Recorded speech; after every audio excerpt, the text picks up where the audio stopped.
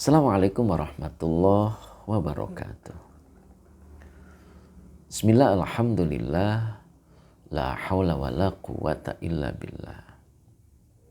Alhamdulillah, pagi ini saya akan melanjutkan kajian fikih Al-Muwatta bagian yang kedua. Masih tetap tentang sholat malam. Terlebih dahulu saya akan bacakan naskah hadisnya dan dilanjut dengan kedudukan kalimat secara sederhana dan dilanjut dengan terjemahnya. Bismillahirrahmanirrahim.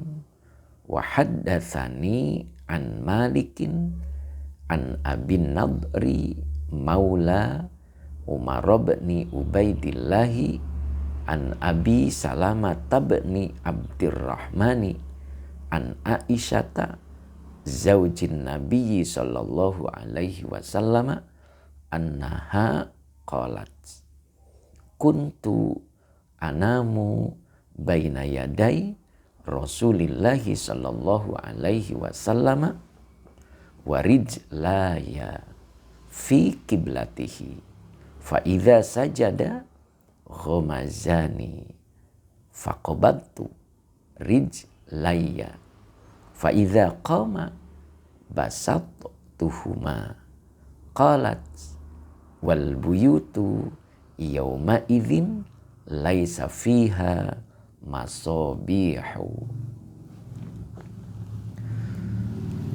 Demikian naskah hadis yang kedua. Saya sekilas uraikan tentang kedudukan kalimat pada hadis ini dan dilanjut dengan terjemahnya. Wa haddatsani. Nah, ini wawunya adalah huruf athof. Jadi masih berkaitan dengan hadis yang pertama. Haddatsa fi'il madhi. Fa'ilnya huwa.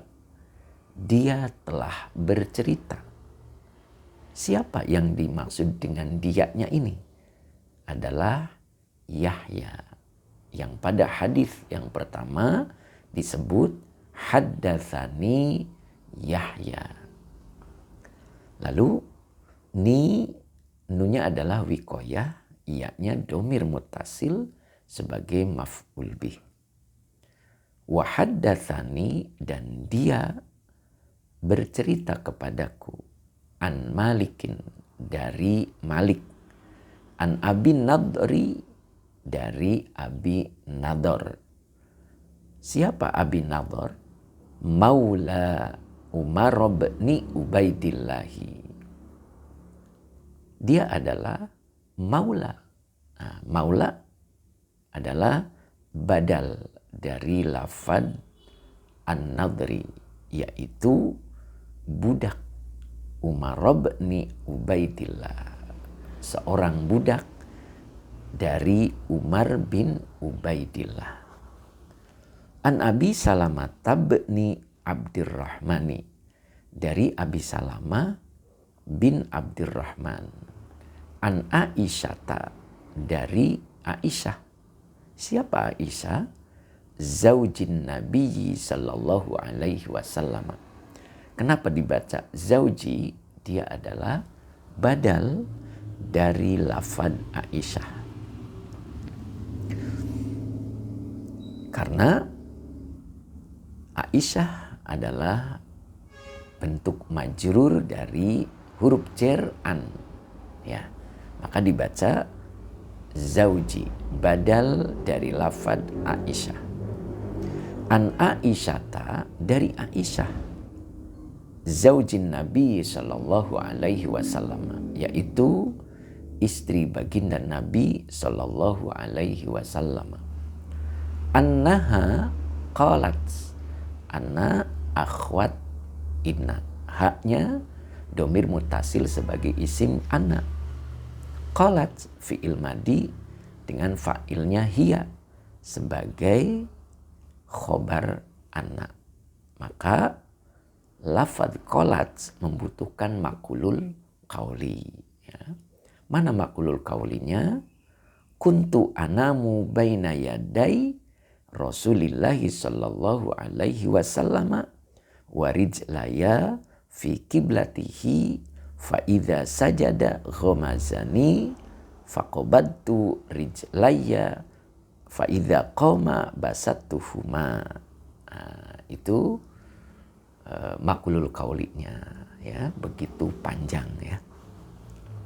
Saya ulang, annaha qalat, bahwasanya Aisyah beliau berkata, kuntu anamu. Kuntu ini adalah fi'il madhi nakis dengan isim kananya ana. Anamu ini fi'il mudhari dari lafad nama yanamu. Maka ketemu domir anaknya adalah anamu. Jadi kuntu isim kananya adalah ana dan anamu fi'il mudhari dengan fa'ilnya ana sebagai khobar kana. Kuntu anamu, aku adalah anamu. Aku sedang tidur. Baina yaday Rasulillahi sallallahu alaihi wasallam, di depan baginda Rasul sallallahu alaihi wasallam. Warijlaya, ini wawunya atau rijla, asalnya rijlani. Karena bergabung dengan ia domir mutasil maka menjadi idhofah. Jadi nunnya hilang karena nun pada bentuk dua sebagai pengganti tanwin. Rijlani menjadi rijla wa huwa mudhof. Ia domir mutasil sebagai mudhof ilaih. Warijlaya fi kiblatihi, dan kedua kakiku fi kiblatihi, di dalam atau pada arah kiblatnya.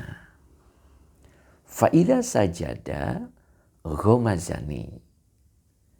Fa'idha, nah ini idhanya adalah dzaraf bimakna syarat. Jadi ada lafad sajada fi'il madi dengan fa'ilnya huwa sebagai fi'il syarat. Dan jawab syaratnya adalah ghamaza. Ghamaza fi'il madi. Fa'ilnya huwa sebagai jawab idza. Fa'idza sajada, maka apabila beliau bersujud, ghamaza ni, beliau memegangiku. Nah, yang dimaksud adalah memegang kakinya Aisyah. Faqabattu, lalu aku menekuk. Faqabattu, lalu aku menekuk. Rijlaya, kakiku. Fa'idha qama basattuhuma, lalu ketika beliau berdiri, fa'idha qama, lalu ketika beliau berdiri, basattuhuma, aku membentangkan kedua kakiku kembali. Nah, ini pun bentuk kalimatnya adalah kalimat syartiyah yang diawali dengan idza. Idza berarti koma adalah fi'il syarat dan jawab syaratnya adalah basattuhuma.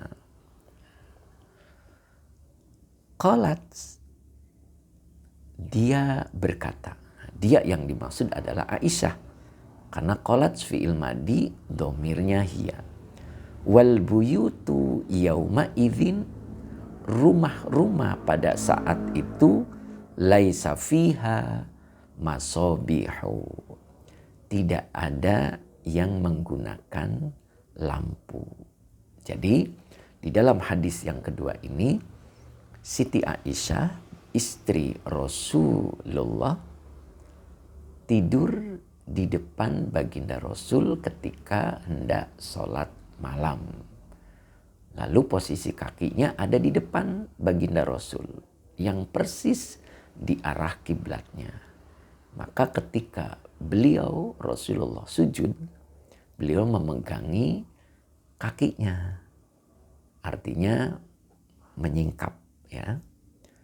Lalu Aisyah itu menekukkan kakinya.